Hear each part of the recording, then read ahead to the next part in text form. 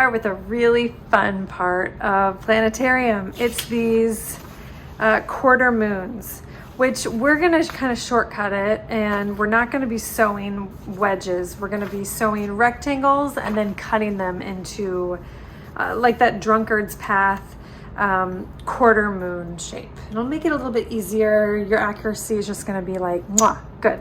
Okay, so I sewed my 2 rectangles together, my 10.5 by 7.5 rectangles. I have my template C, which is very homemade because, you know, I just made mine completely from measurements.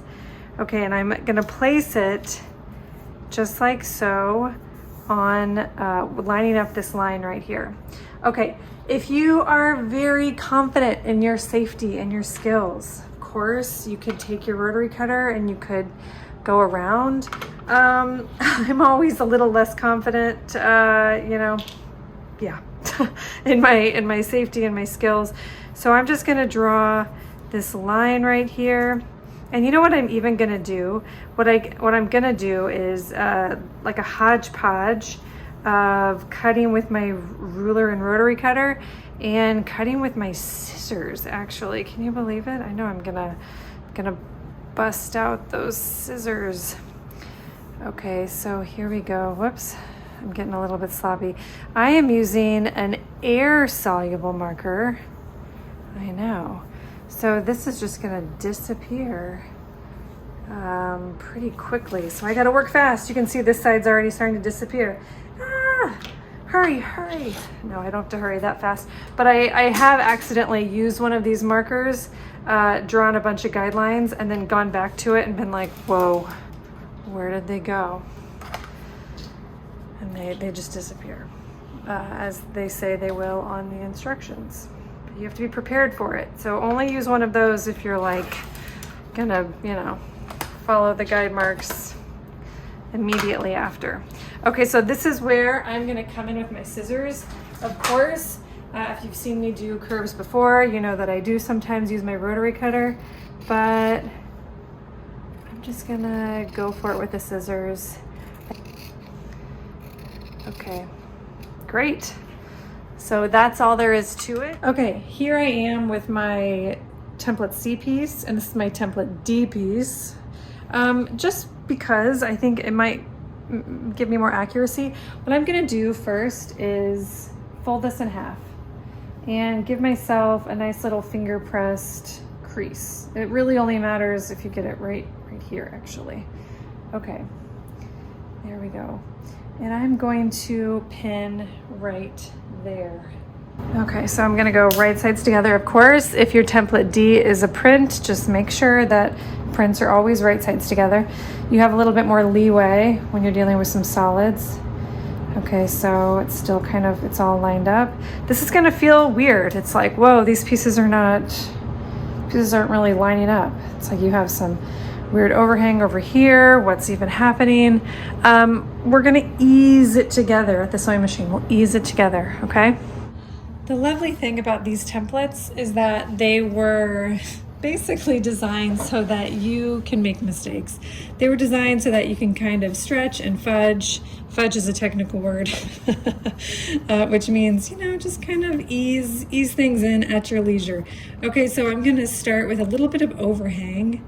Let's see here. Let me get really up here and close so you can see. Right here, do you see that? So my template D background is just kind of overhanging over my template C. I'm not gonna use any pins.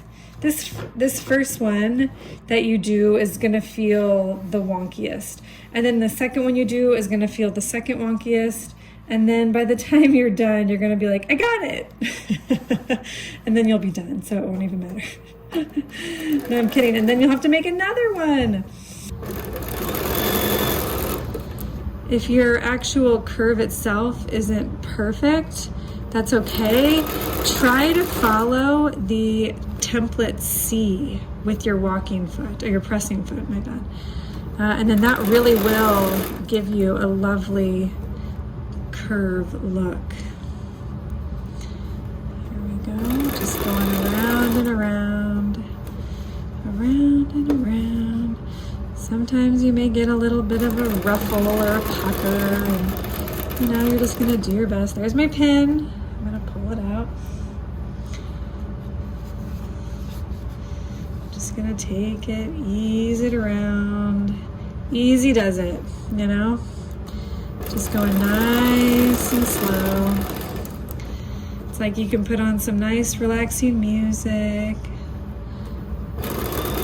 Easy does it. Any kind of pucker or weirdness that you accidentally kind of get while doing this, it will probably iron out. Oh, my needle just went up for some reason, and that reminds me that while doing this, keep your needle down. That'll make this easier for you.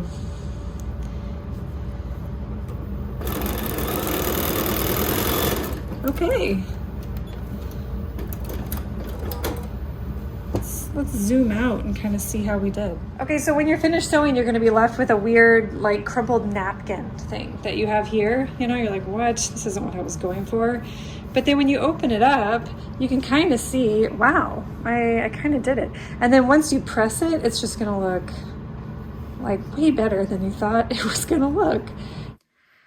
So now you've sewn and pressed all of your drunkard's path or quarter moons, or I guess eighth moon wedges. Okay.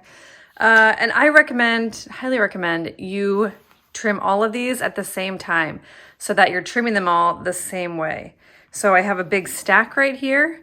I'm gonna move this from the top, throw those over there. And I'm gonna get into a rhythm. And that's really the fastest way to do anything in quilting, is to do everything at the same time, all like things at the same time, get into a rhythm, get a little bit better as you go. And you know, by the time you're hitting your stride, you're just like, what, unstoppable. Okay, I'm gonna line up. Again, I have my 12.5-inch square ruler. So good for this pattern. Highly recommend. You're trimming basically everything with this ruler. You have a lot of wiggle room. Isn't that fun? So fun. Okay, I'm just gonna make sure that I'm trimming about the same off of every single block. Your next question is gonna be, Suze, could I trim 2 blocks at the same time?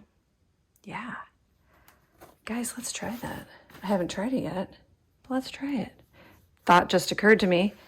I thought maybe the thought just occurred to you too. Okay, let's line up our blocks. Cool, why not? Okay, we have 2 blocks here. Make sure you have a sharp rotary cutter.